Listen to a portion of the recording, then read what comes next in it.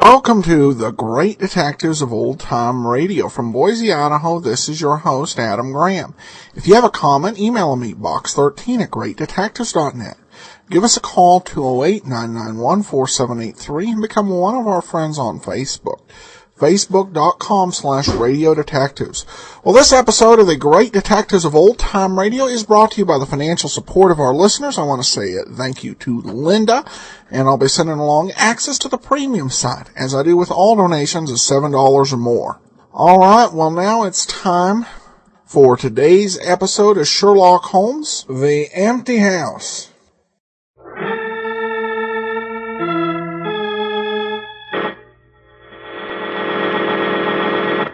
From New York City, the makers of Clippercraft Clothes for Men and 1036 leading retail stores from coast to coast present the world's most famous detective, Sherlock Holmes.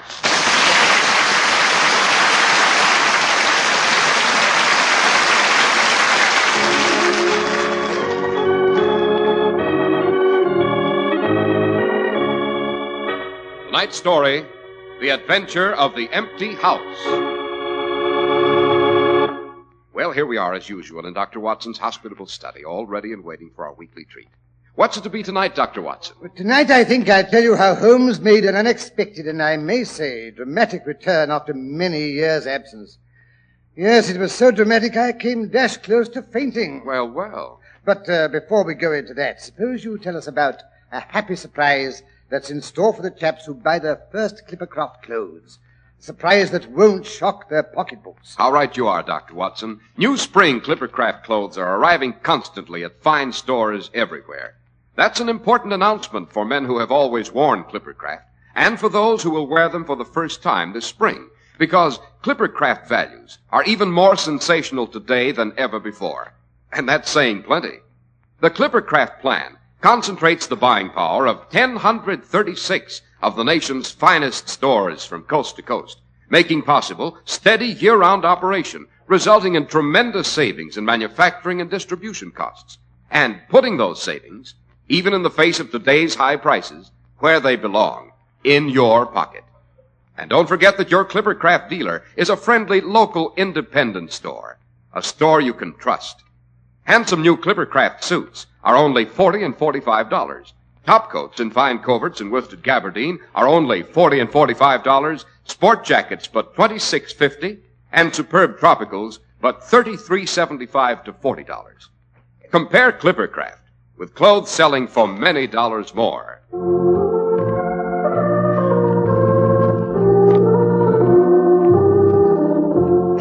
And now, Dr. Watson, to get back to Mr. Holmes' dramatic reappearance. Right. You know, I've always said it's a good thing to absent yourself from time to time. Makes people appreciate you when you come back. That's what Holmes said the time he was missing for 3 years. 3 years? That's a pretty long lapse of time. Yes, it was, rather. Everyone thought he was dead. What a horrible time that was. I couldn't bear to live in our old lodgings in Baker Street.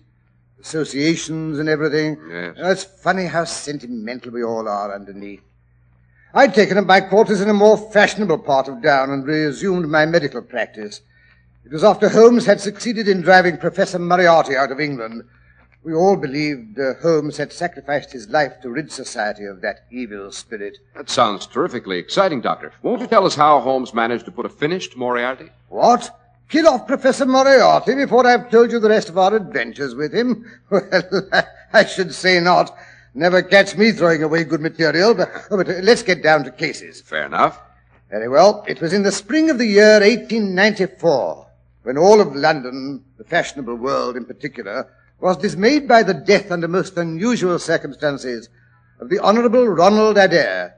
That likeable young gentleman was the second son of the Earl of Maynooth. He lived, together with his mother, the Countess of Maynooth, and his sister Hilda, at 427 Park Lane. The youth moved in the best society, but was very fond of cards, played continually. Aha, piling up gambling debts he couldn't pay. Well, as a matter of fact, it came out in evidence that he had actually won as much as £420 in one sitting at his club the week previous. From Godfrey Miller and Lord Balmoral, I believe it was. His partner was a certain Colonel Moran. But then he must have been well ahead of the game. Oh, quite. And yet it was to this easygoing, likeable, I might even say lucky young aristocrat that death came in a most strange and unexpected form on the night of the March the 30th. He returned from his club shortly after 10, his mother and sister having gone to the opera. The butler, Peters, swore that he heard him enter the front room on the second floor, generally used as his sitting room.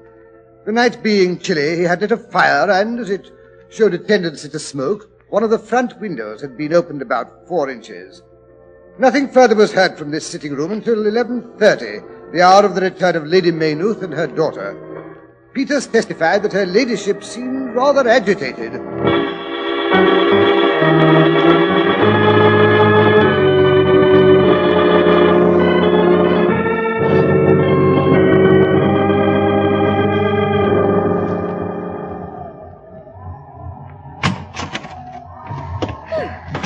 Gracious, Hilda. I declare I'm chilled to the bone. Oh, sorry, Mama. Oh, Peters, will you help me with my carriage boots? Certainly, milady. You've returned so early.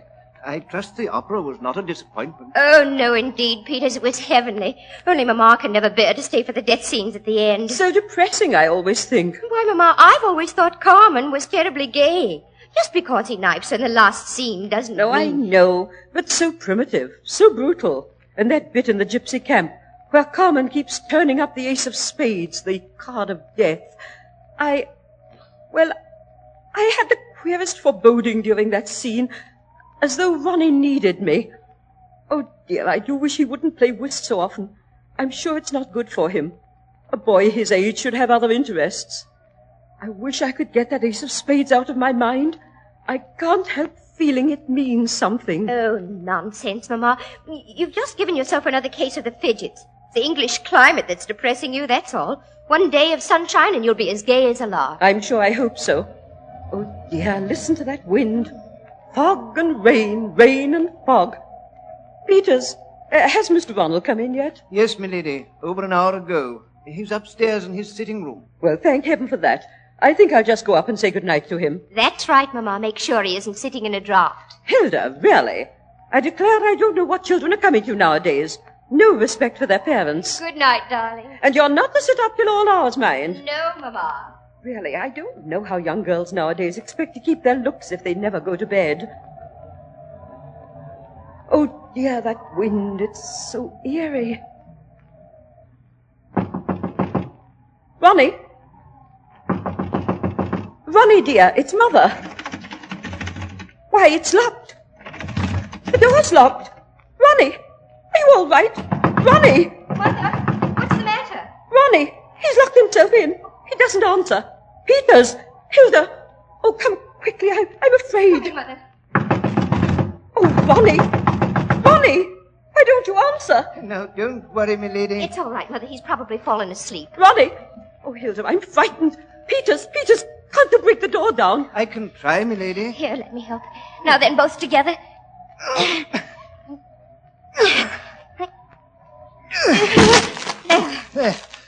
There he is, milady. Fallen asleep at the desk. But he looked so strange. Cards scattered everywhere, and look there. The ace of spades. There's blood on it. Blood dripping onto the carpet. Ronnie! Oh. Peters, quick, help me. She's fainted. Oh, dear. Here, put her on the couch. No, poor Lady Maynooth. Oh, dear, Mother. Shall I call the doctor, miss? Oh, never mind, Mother. It's Ronnie we have to worry about. Maybe it's not too late. Oh, Ronnie. Oh, his head. How horrible. Shot with a soft bullet. Better not look, miss. It's not nice. Oh, Ronnie, darling, why did you do it? He didn't, miss. Oh, but Peters, he must have. The door was locked on the inside. It's not suicide, Miss Hilda. It's murder. Mr. Ronnie couldn't have done it. There's no weapon anywhere in the room.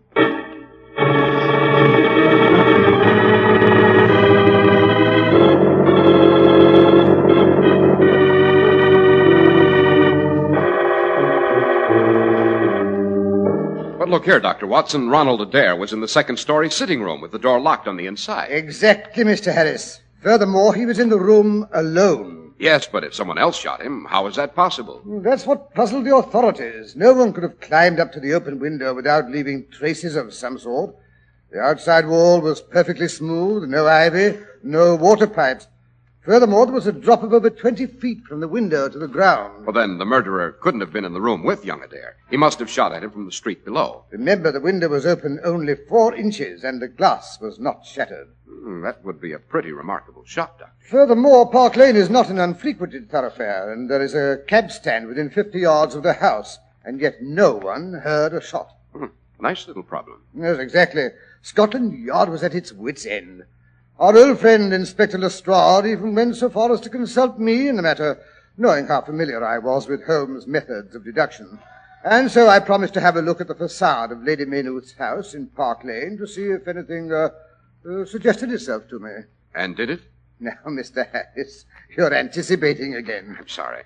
Well, so it was. But around 6 o'clock that evening, I found myself at the Oxford Street end of Park Lane.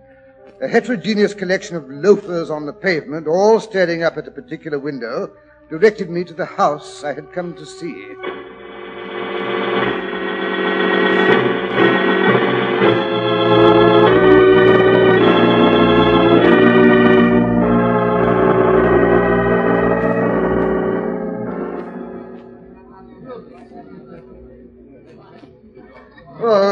Good evening, Constable. Good evening, Dr. Watson, sir. I was told you might be dropping around for a look at the scene of crime. Yes, nice little crowd you've collected here. Yes, sir. Nothing like a good murder to bring him out of their house. Look at that old codger up there with the white whiskers, pushing his way up to the front. But he ain't been out of doors for months. Looks fair dusty, he does. Oh, you mean the bibliophile? The what, sir? Book lover. Oh. Notice the titles of the volumes under his arm. Say, let's have a look. Origin of Tree Worship, Sign Language of the Druids, Life in Early Crete. Evidently collects obscure volumes, either as a trade or a hobby. Well, I never would have noticed.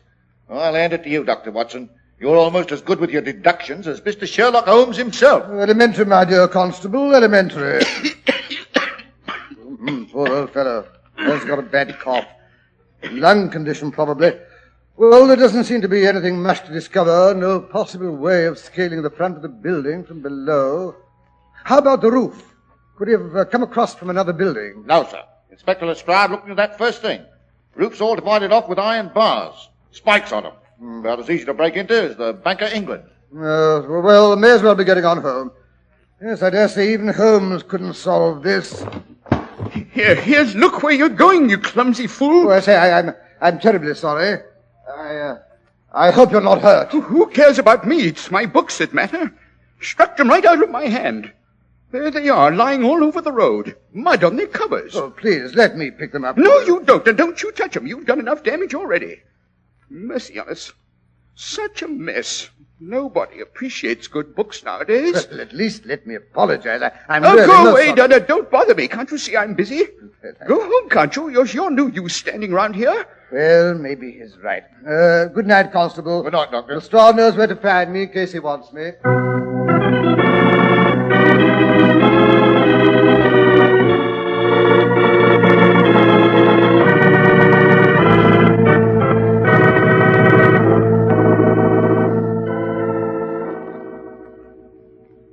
Any calls while I was out, Rosie? No, sir. Oh, good. Maybe my luck is in tonight.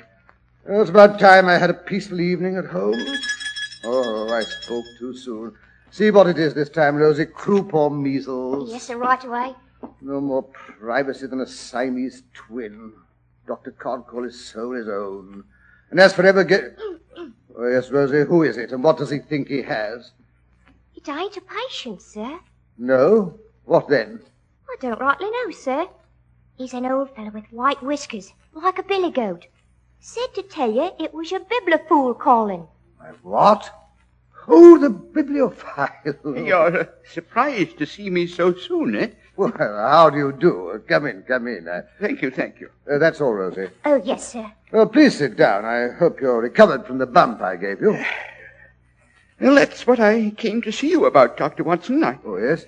I've got a conscience, sir, and when I chanced to see you come into this house, I came hobbling after you because I said to myself, I'll just step in and see that kind gentleman and tell him I'm sorry I was a bit gruff a while back and no harm meant. And I'm much obliged for offering to pick up my books. Oh, not at all. Maybe you collect books yourself? Well, no, I can't say that I do. Never too late to learn. Now, here's a copy of British Birds, and here's a very fine Catullus. Yes, but... Or perhaps this Holy War would be more in your line. Well, really, I don't think... A bargain, every one of them. With 5 volumes, you could just fill that gap on the second shelf. So untidy, my dear Watson, quite unlike your old self. Holmes! Obviously. I wondered how long it'd take you to penetrate my disguise. You're not dead. Your reasoning, my dear Watson, as usual, is faultless. Well, I'm... For heaven's sake, Easy, Watson, easy. My dear Holmes, I think I'll sit down. It's a very good idea. I'd better have a nip of this brandy. Yes, I could do with a bracer. My dear Watson, 1,000 apologies. I had no idea you'd be so affected. Well, I'm not made of chill steel like you, Holmes. Where's my brandy? Here you are. That's better. So it's really you standing here in my study. Well, thank heaven, why, you old reprobate, you. How in heaven's name did you ever come back alive out of that dreadful chasm where Professor Moriarty met his death? It's quite simple. I was never there. Yes, but good heavens, Holmes, it's been 3 years. You let us believe you were dead all that time. Now, was that nice, I ask you? Not nice, Watson, but necessary. You see, Moriarty's gang was still to be dealt with. I was much safer if they believed I'd met my death at the same time as their illustrious leader. For 3 years, I've been living in disguise, tracking the members of that foul brotherhood to the ends of the earth. And now I'm happy to say there's only one left to be dealt with. But look here, Holmes, why didn't you let me know who you were when I bumped into you in Park Lane just now? Because, my dear Watson, you were being watched by the man I'm after. The last of Moriarty's gang. Good heavens, who is he? Someone you doubtless know, Watson. You may have even played whist with him on numerous occasions. And lost. Most people lose when they play with the tiger, as Moriarty used to call him. A clever man, Watson. Very clever. He not only suspects that I'm alive, he even guesses I've returned to London. Good Lord. Yes, but I mean to take advantage of this cleverness. I've set a trap for him. I expect to catch my tiger tonight. Tonight? Exactly. I, don't suppose you'd care to come along? You just try to prevent me, that's all I have to say. Just wait till I get my hat and stick. I think you'll find your old army revolver a little more appropriate, Watson.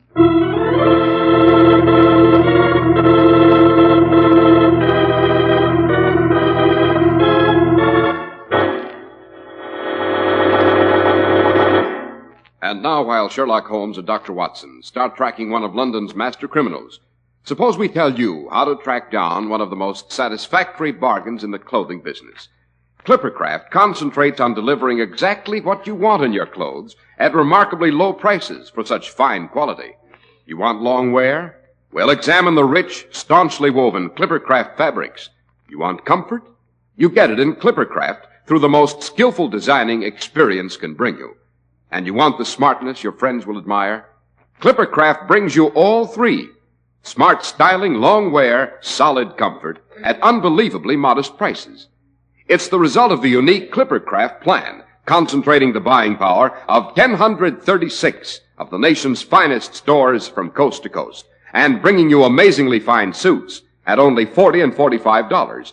Top coats in fine coverts and worsted gabardine for only $40 and $45. Sport jackets for only $26.50, and smart tropicals at only $33.75 to $40. Yes, selling expensive clothes at inexpensive low prices at the nation's finest stores is the great big idea behind the Clippercraft plan. That's why men who know insist on Clippercraft clothes. So be sure to visit the Clippercraft store in your city. These leading stores in the metropolitan area are proud to add their names to Clippercraft in your suits, top coats, and sport jackets and tropicals. In Manhattan, John Wanamaker Men's Stores, Broadway at 8th and 67 Liberty Street. Saks 34th, Broadway at 34th. In Brooklyn, Abraham and Strauss. In Newark, New Jersey, Boulevard Men's Shop, Kresge Newark. And in Jamaica, the B&B Clothes Shop, 16408 Jamaica Avenue.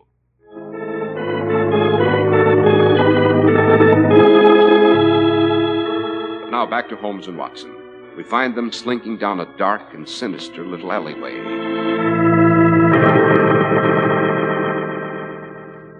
I say, Holmes, do we have to do all this pussyfooting down dark mews and through smelly stables? Absolutely, my dear Watson. It's essential that we should not be followed at this stage of the game.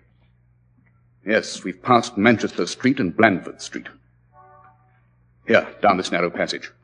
Good Lord. It's as dark as the black hole of Calcutta. Here, scale this fence. Scale the fence? Now, don't tell me you've let yourself get out of condition during my absence. Certainly not, only, do you think it's quite dignified? Probably not, but who'll ever know? Up with you. All right. A little better.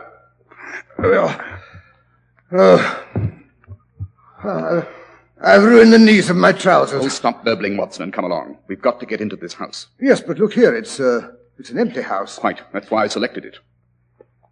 Now, where did I put that key? Well, don't tell me you're not going to pick the lock. Holmes, you're losing your grip. Quiet.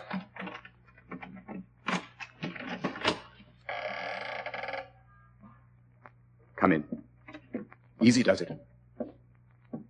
Shut the door after you. Gently, my dear Watson. Gently. Well, I'm doing my best. There was a draft. Well, now what? Come along upstairs.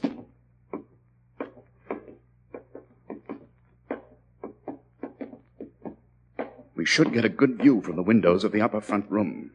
You know, Holmes, there's something spooky about an empty house. Strange noises, boards squeaking. Easy. We turn a corner here. Are you with me? Oh, absolutely. Ah, this is the room. Excellent. The light from the street lamps, all the illumination we shall need. Look here, Holmes.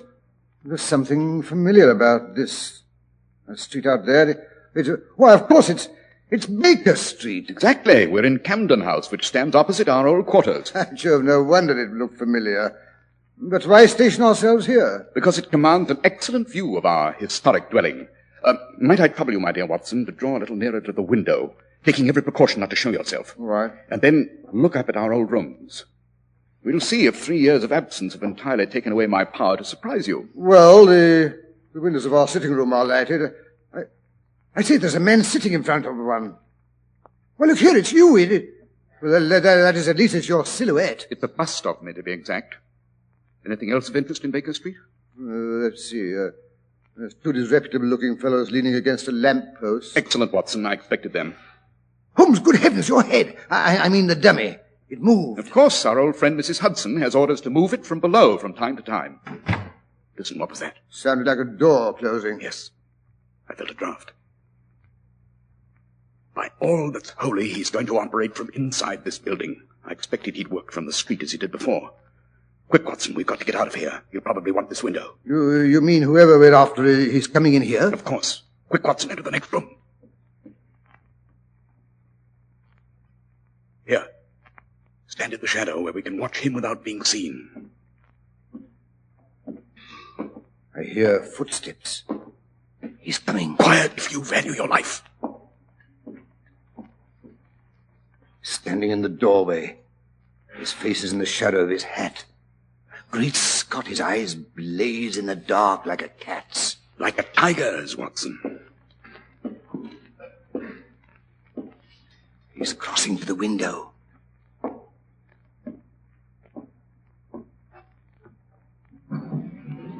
He's raising the window. Not very far, Watson. That won't be necessary. His stick. His walking stick. Where is he pointing it out of the window? It's a gun, Watson. Devilish invention. Doesn't make a sound. He's going to take a shot at my silhouette. When we hear the window across the street crash, we know he's fired.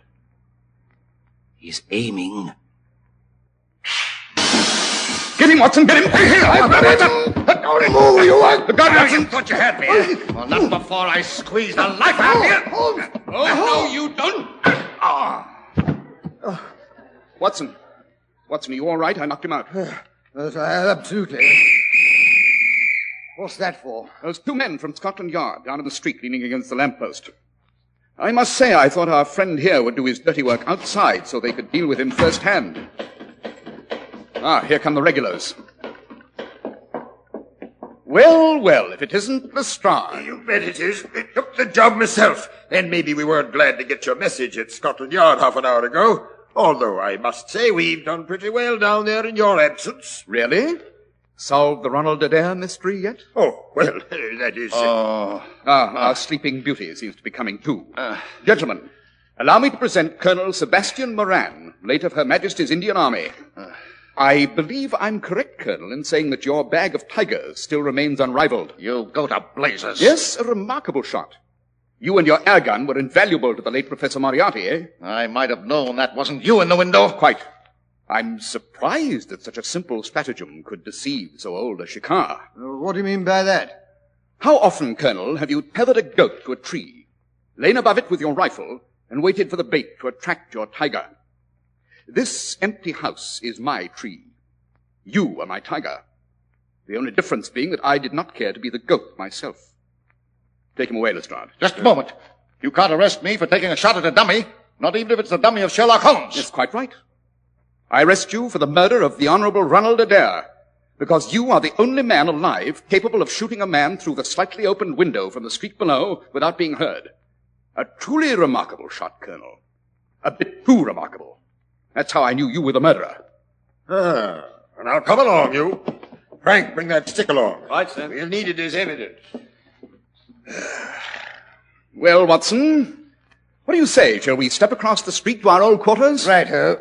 I think you'll find everything just as it used to be, and I'm sure Mrs. Hudson is anxiously awaiting us with sandwiches and a steaming pot of coffee. Ah. You see, I remember your weakness. My weakness? I like that.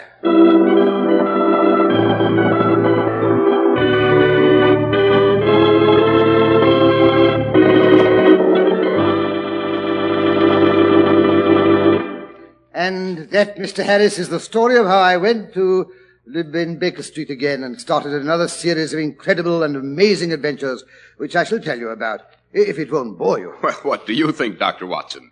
You know, there's just one thing I don't understand about tonight's story, though. Why did Colonel Moran kill Ronald Adair? Because Adair had discovered Moran was cheating at cards and threatened to expose him. You remember that I said Adair had won £400 at whist the week before with Moran as his partner. Yes. That amount made Adair suspicious. He discovered the cards were marked. The very cards, by the way, which were found beside the dead body. He was examining them again to be sure he'd made no mistake. That's why the door was locked on the inside. He didn't want anyone to interrupt him. I see. Well, what about next week's story, Dr. Watson? Let me think.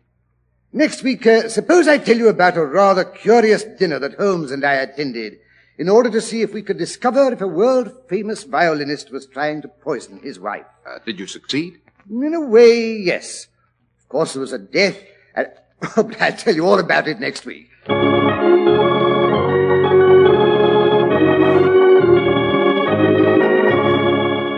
makers of Clipper Craft Clothes and 1,036 leading stores from coast to coast have brought you another in the new series of broadcasts featuring the world's most famous detective, Sherlock Holmes. Our stories are based upon the character of Sherlock Holmes, created by Sir Arthur Conan Doyle. Sherlock Holmes is played by John Stanley, Dr. Watson by Alfred Shirley, and the dramatizations are by Edith Meiser.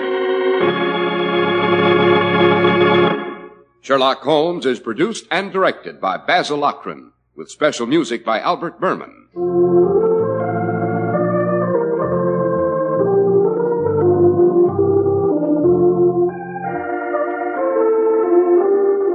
If you don't know your Clippercraft dealer, write Clippercraft, 200 Fifth Avenue, New York City.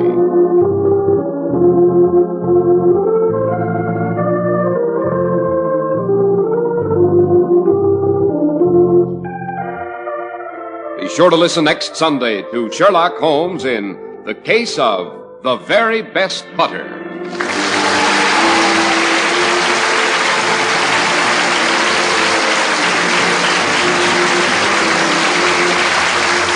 This is Cy Harris speaking for Clippercraft Clothes. This is the Mutual Broadcasting System. Following station identification, you'll hear Melvin Elliott with a 15-minute summary of the latest news. Welcome back. Well, I don't know. The reasoning for not doing the final problem before doing the empty house, I would say was somewhat dubious on the part of Dr. Watson. Longtime Sherlock Holmes fans kind of already know what happened to Sherlock Holmes. And those who aren't big Sherlock Holmes fans, well, what Dr. Watson revealed was that Moriarty does end up being killed off. So, it would have been nice to hear this consecutively with the final problem. But overall, a pretty solid story. I actually read a story in Ellery Queen magazine. I forget whether it was the February or January issue of Ellery Queen, but they had a kind of alternate, unofficial, but really true story of behind what happened with the empty house. It's kind of an interesting take. I'm glad, though, that other writers aren't able to add to the Holmes canon, but it was a fun thought experiment. All right, well, listener comments and feedback are up. First, Tom, comments on Facebook. I stumbled across your series the other week and have to say that I love the Sherlock Holmes stories. I was amazed to hear the Petri wine commercial and was thrilled to hear there were more adventures than I had on my iPod. I happen to be a big fan of Basil Rathbone as Sherlock Holmes, but in episode 524, the cadaver in the Roman toga, I actually enjoyed hearing Dr. Watson snap back at Holmes. I got the impression that Watson finally had it when it came to Holmes's comment on his knowledge, and to be honest, if I was with Sherlock Holmes and his intelligence for that long, I suppose I would snap back too. Anyway, keep up the great work, and I have a question. Have you done the story about the Musgrave ritual? It's my favorite Holmes story. I don't think we have, no, we have not done the Musgrave ritual, yet. So that one is still to come. So, but thank you so much for the, comment. Received this email from Lance who says, love the show. I was wondering if you were going to play Orson Welles' Sherlock Holmes. Indeed we did. That was actually one of the earlier, ones we did, the Immortal Sherlock Holmes. That was episode 0034. You can, if you go to greatdetectives.net, there's a search box right at the top, so you can put in, the Immortal Sherlock Holmes, and it comes up as, like the top 3 choice, or you can put EP0034. And it should come up pretty close to the top over there as well. But yeah, we've done it, and I enjoyed it quite a bit. Also, is Sam Spade on the list? If it is, I have a great extra for you. Howard Duff playing Sam Spade on the Burns and Allen show. It was super funny. Keep up the good work, from Lance. Well, Lance, I do have it on my list. It's going to be a while till we get to it. Preliminarily, I've got it planned to be a Monday show. And I did hear that episode of Burns and Allen. I loved it. That is one of my absolute favorites. Is Burns and Allen. That's got to be pretty top in terms of radio comedy teams.